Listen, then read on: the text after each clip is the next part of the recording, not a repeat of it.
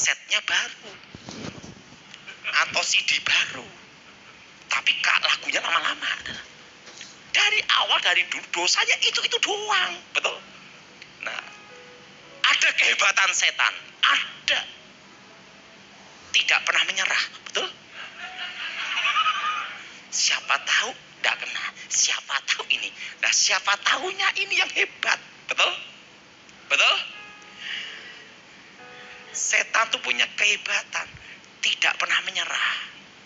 Makanya dalam hidup saudara, jangan pernah menyerah kepada keadaan, serahkan pada Tuhan.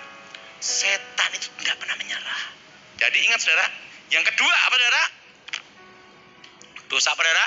Penyembahan pegang-pegang jimat, pergi-pergi ke dukun. Nah, ingat saudara, itu dosa mengikat. Kenapa mengikat? Itu dosa dalam tubuh. Apa? Roh. Jelas saudara? Jelas? Jelas? Ini yang bisa membuat seseorang terkena santet. Selama ada pelindungan Tuhan, selama ada protek Tuhan, tidak bisa. Tapi kalau protek itu diambil, itu tembus. Nah, iblis tahu hal itu. Dia gunakan strategi. Perhatikan, rata-rata di Alkitab sampai sekarang strateginya sama. Perzinahan. Betul? Betul? Kedua saudara, penyembahan berhala. Ini dosa yang mengikat yang sangat utama yang digunakan iblis. Yang ketiga, apakah orang Kristen bisa kena santet? Ingat, kalau protek itu diambil, roh itu undur, roh kudus undur. Yang ketiga, orang pelit itu juga paling mudah kena santet. Karena orang pelit itu mengikat. Jelas, saudara? Orang pelit itu mengikat. Mengikat apa? Karakter. Betul? Betul? Mengikat apa? Karakter. Jiwa. Orang pelit itu karakter. Betul? Orang pelit itu jiwa. Saya kasih tahu. Tidak ada ilmu baru dalam setan, itu tidak ada. Perlu dia tahu. Alkitab mengatakan ada namanya perburuan. Betul? Betul? Kedua, persembahan suluk. Betul? Betul? Persembahan apa? Persembahan suluk. Ketiga, persembahan kasih. Betul? Betul? Coba saudara perhatiin. Semua orang yang minta ke setan, penglarisan. Orang yang minta ke setan, penglarisan, minta pesugihan, itu ada aturannya. Hasil pertama dalam 1 tahun itu diberikan ke orang-orang miskin dan tempat ibadah. Makanya orang yang minta pesugihan itu orang yang suka nolong-nolong orang. Hukumnya, orang yang menaruh belas kasihan ke orang-orang miskin sesungguhnya memiutangi Tuhan. Dan hukum ini berlaku bukan hanya untuk orang Kristen, semua umat manusia. Hanya bedanya kalau kita percaya Yesus dijamin masuk surga. Tapi hukum tabur tuai ini berlaku. Sudah perhatiin, perang antar dukun. Kalau pasien terkena ilmu hitam, kena santet guna-guna, langkah seorang dukun nomor 1 itu ada. Dibikin bacaan selamatan dulu. Tujuannya apa? Supaya orang-orang miskin makan. Kalau orang-orang miskin ini makan, terjadilah hukum takdir. Siapa yang menabur dia menuai. Makanya kalau orang ribut-ribut tentang perpuluhan, itu goblok. Kenapa? Kalah sama setan. Setan saja tahu. Dan yang kedua, kalau orang minta penglarisan pesugihan, setiap akhir tahun, dalam penghasilan 1 bulan, harus ngasihkan ke orang-orang miskin dan tempat ibadah. Setahun. Dalam 1 bulan. Setahun kan 12 bulan. Nanti ada 1 bulan khusus. Diberikan ke tempat ibadah. Dan orang-orang miskin. Dan itu harus. Dan kalau tidak dilakukan, bangkrut. Bayangkan. Setan aja tahu. Itu bukan lagi perpuluhan. 1 bulan dalam 12. Makanya kalau orang bisnis minta penglarisan, kanan kiri harus banyak ditolong. Nah, ini jadi pertanyaan. Kita umat Tuhan, kalah sama setan. Malu enggak? Malu, betul? Makanya kalau orang yang ngakunya umat Tuhan, ribut perpuluhan, malu sama setan, betul? Setan aja tahu. Setan tuh tahu. Orang kalau suka nolong, suka memberi. Nggak bisa disantet, nggak bisa dikasih tanah kuburan.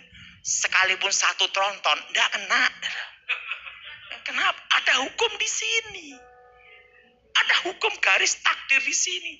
Dan itu nggak bisa dilawan.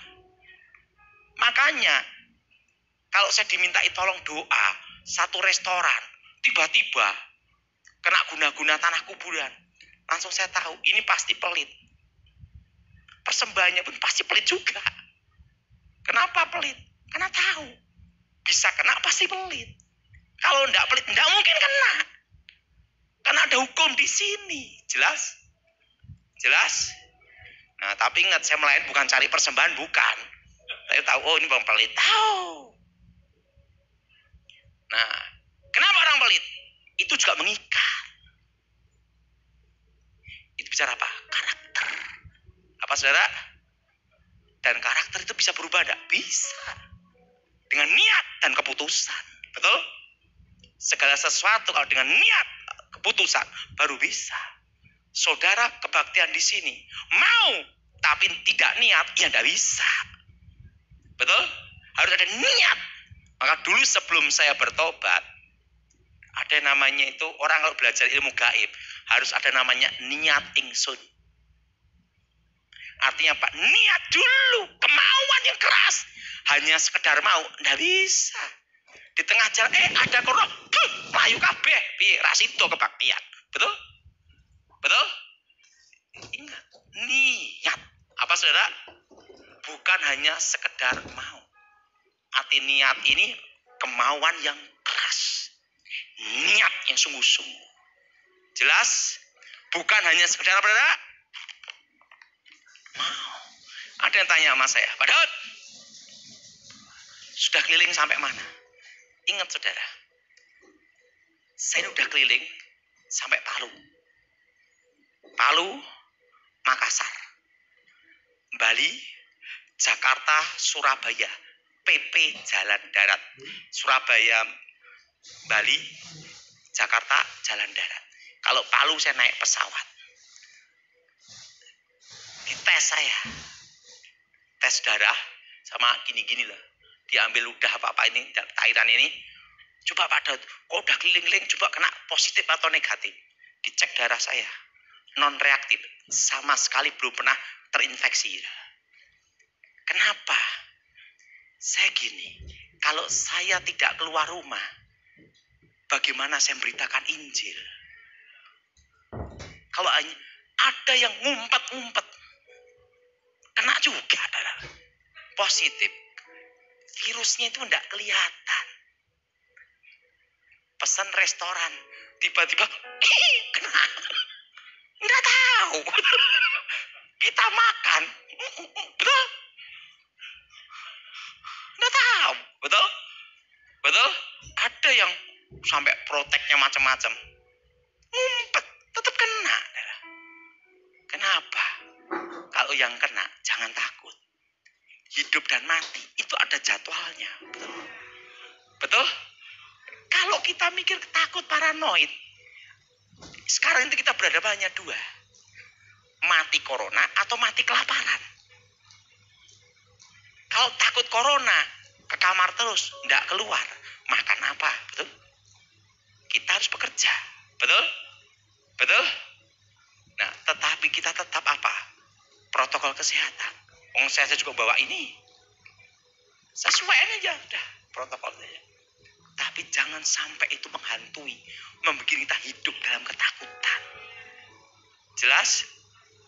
Jelas? Pesan Gojek, kita kan nggak tahu dia kena apa enggak, betul nggak? Tiba-tiba kita nyentuh, makan, lekek, kena, betul? Nggak tahu, betul? Betul? Saya itu sempat teman-teman saya stres.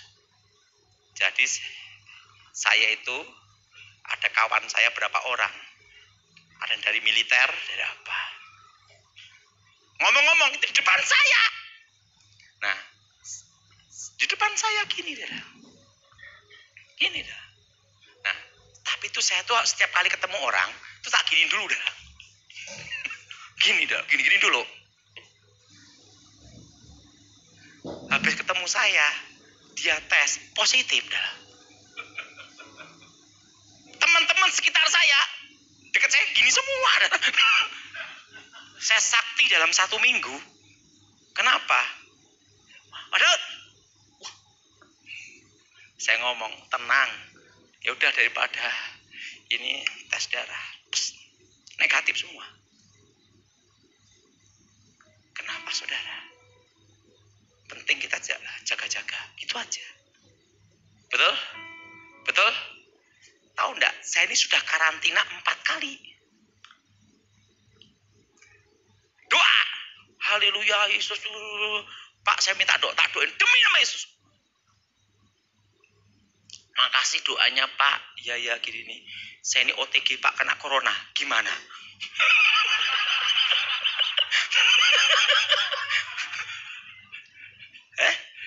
Gimana? Sampai Solo, plek, masuk kamar 14 hari.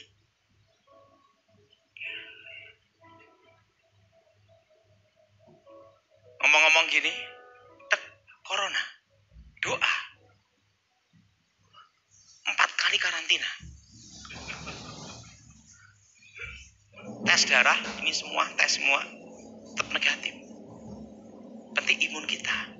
Menurut saya itu setiap hari minum wedang, kayu secang, setelah itu serai, kunir, kencur, jahe. Setiap hari itu toh. Sama minum teh, dah, sama air putih, dah itu saja. Sama makan itu, pisang. Kenapa? Karena saya masih ingat, tidak ada monyet yang stroke, betul? Bisa. Pokoknya makan pisang, makan jambu biji, setelah itu alpukat, yang keempat seledri. Seledri itu di rumah saya setiap hari. Karena itu untuk saya akan dapat penglihatan virus masa depan dihadapi dengan seledri. Makanya saya minum seledri dulu. Seledri kasih air panas, jangan direbus, air panas, jangan di jus, minum langsung. Setiap hari saya. Ada lagi. Satu mobil ini saudara. Sopirnya jemput saya. Gini. Udah. Nah, saya itu selalu walaupun di mobil, tak semprot gini. Ini nganter saya semalaman nih saudara. Keling-keling ini. Dites corona. Gimana lagi? Masuk karantina lagi. 14 hari lagi. Dari dalam 1 tahun. Udah 4 kali saya. Dites lagi saya. Tetap negatif. Saya udah berapa kali tes. Tetap negatif terus. Kenapa? Saya ngomong happy hidup saya. Nah, ada waktunya dalam hidup kita. Lebih baik tidak tahu daripada tahu. Udah jalan aja udah. Udah usah takut. Jelas? Kalau saya takut, saya tidak akan khotbah di sini. Wong saya dari Solo jalan darat. Besok saya ke Jember jalan-jalan. Ada pelayanan. Tetap saya jalan. Keliling saudara. Saya ketemu teman-teman baik dari militer maupun apa. Kawan saya. Ada satu tempat. Saya punya kawan. Nggak pakai masker semua. Wah, saya ada di situ. Ya saya nyemprot gini-gini aja dah. Udah. Saya protokol kesehatan. Satu hal. Mati itu ada jadwalnya. Betul? Betul? Betul? Ingat, musuh kita itu tidak kelihatan. Wong saya tuh di mobil, satu mobil ya saudara. Semalaman. Dari pagi sampai malam. Besok paginya ada suara Tuhan ke saya. Dia positif corona. Mau jemput saya lagi. Jangan jemput saya. Kenapa? Tes dulu. Positif. Ada suara Tuhan. Dia kena. Langsung nggak jadi jemput. Itu saya udah 4 kali. Satu hal pesan Tuhan bagi kita. Jangan kita diperbudak oleh roh ketakutan. Amin. Ingat. Makanya di Alkitab itu ada perpuluhan. Ada persembahan sulung. Ada persembahan kasih. Itu ada maksudnya. Setan tidak ada ide baru. Katakan bersama-sama. Setan tidak ada ide baru. Jelas saudara? Semua itu menjiplak. Maka Alkitab berkata apa? Tidak ada yang baru di muka bumi ini. Betul? Betul? Ingat. Supaya tidak kena ilmu hitam. Jangan apa? Nah, beritahu sebelahnya semua. Ingat loh. Jangan pelit. Jelas? Jelas? Jelas? Jadi persepuluhan, persembahan kasih itu benar adalah protek. Jelas? Yang keempat, orang yang suka ngalamun. Itu dosa mengikat juga. Kan menikmati dirinya sendiri. Betul?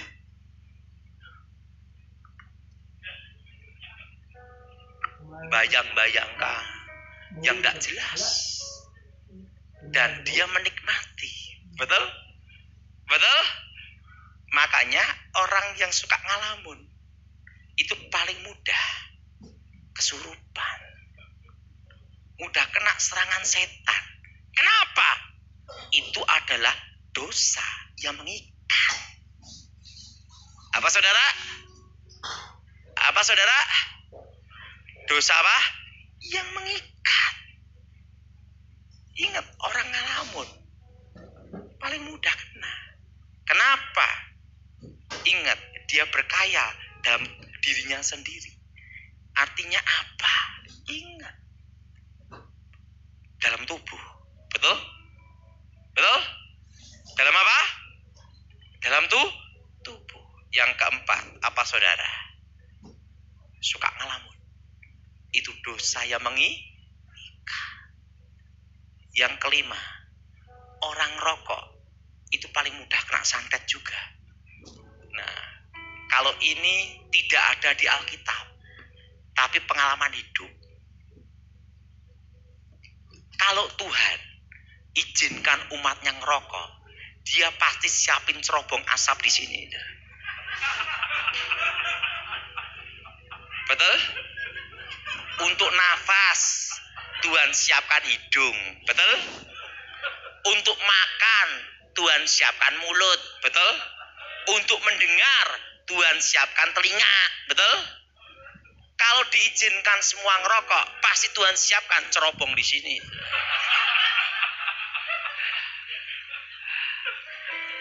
Memang di Alkitab tidak tertulis dilarang merokok, tapi di pom bensin ada. Nah, orang rokok, ingat unsurnya apa? Kayu. Kemenyan itu, ingat dari kayu juga. Dibakar, keluar api, asap. Kemenyan yang untuk, tapi kemenyan ini tujuannya untuk ngundang setan loh. Semua itu tergantung tujuan. Kemenyan dibakar, keluar apa? Api dan asap. Satu unsur dengan cara untuk mengundang roh. Jelas? Satu unsur untuk mengundang apa? Mengundang apa? Roh. Segala sesuatu itu pasti dalam ilmu gaib itu satu unsur. Api, asap, kayu. Rokok, ingat darah. Cengkeh, tembakau. Semua unsur apa? Kayu. Satu unsur. Makanya orang rokok itu paling mudah kena ilmu santet.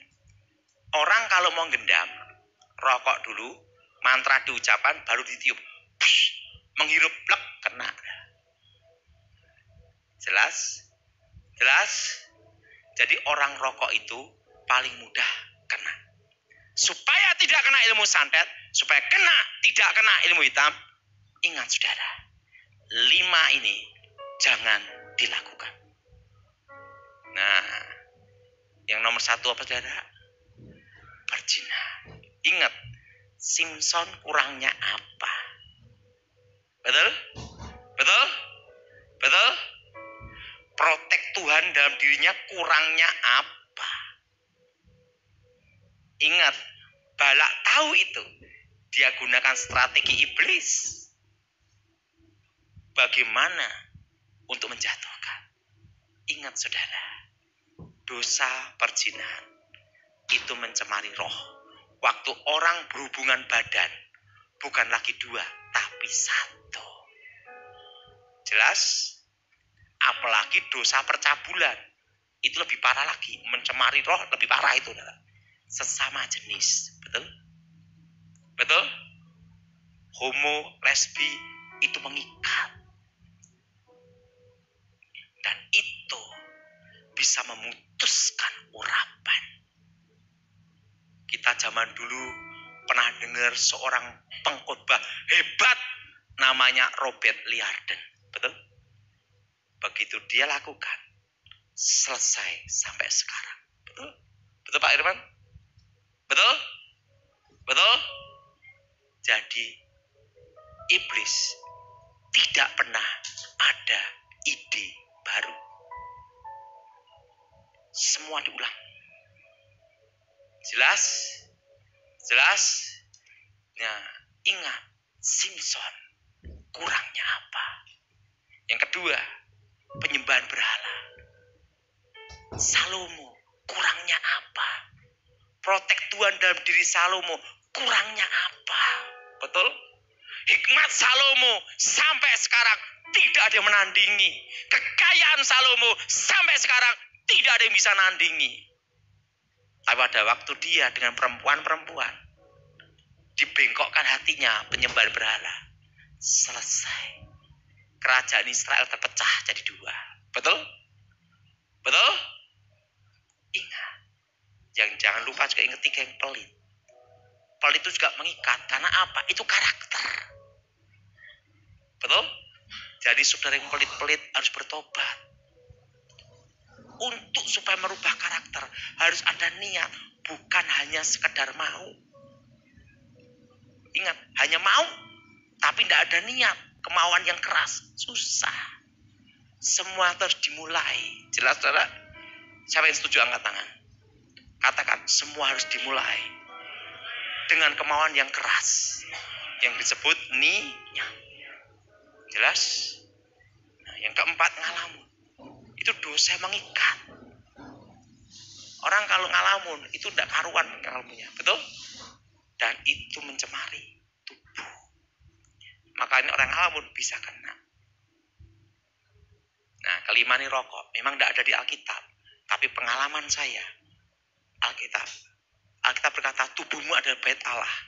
Jangan merusak bait Allah tubuhmu. Amin. Tapi pengalaman saya sebelum bertobat, orang rokok pasti kena. Sekalipun pendeta. Jelas? Nah, saudara, nanti jam 5 saudara kan saya beritahu, nanti kita ada tanya jawab, siapin pertanyaan saudara semua tentang setan. Jangan tanya saya tentang pacaran, aku raiso. Gini Pak Irman. Ada suami istri konseling ke saya. Konselingnya gini. Pak Daud, suami saya ini, suaminya orangnya baik, tidak macam-macam, tidak berzina. Tapi dia itu kalau pergi tidak ngasih kabar. Tapi pulangnya pasti. Jam 5 pasti pulang. Nah, istrinya ngomong sama saya, cuek, saya punya suami itu cuek, tidak romantis. Maka kami pergi datang ke Pak Daud. Saya ngomong, kamu datang ke tempat yang salah. Loh kenapa? Aku juga sama seperti dia.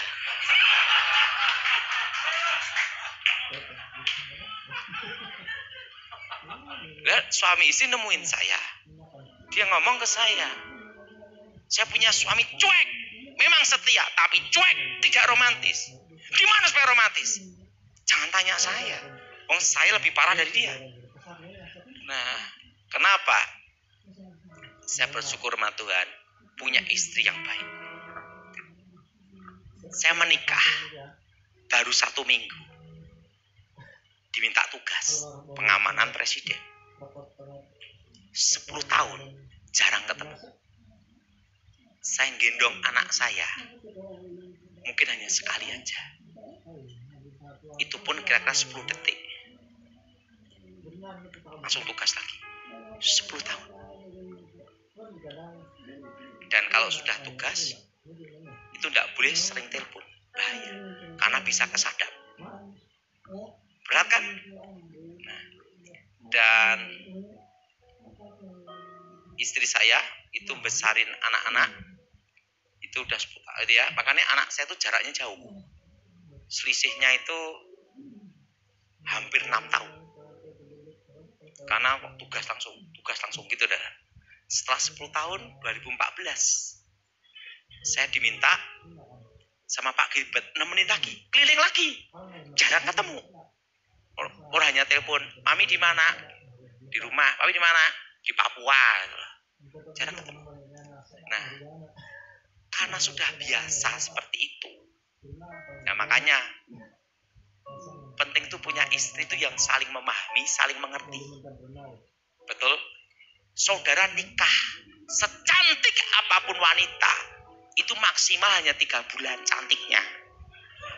Setelah 3 bulan, yang penting bisa diajak ngomong. Suka duka mau bersama dan saling mengerti, memahami. Betul? Kita kan tidak mungkin nikah sama patung. Siapa yang setuju angkat tangan? Nah, itu yang setuju laki-laki semua. Ngalami itu. Betul? Betul? Betul? Cantik, cerewet, stroke. Pasti. Nah, makanya jangan konseling saya masalah romantis. Aku raiso. Karena apa? Stek langsung jalan saya gitu. Waktu tugas, waktu itu jam 2 malam pun berangkat sudah. 10 tahun.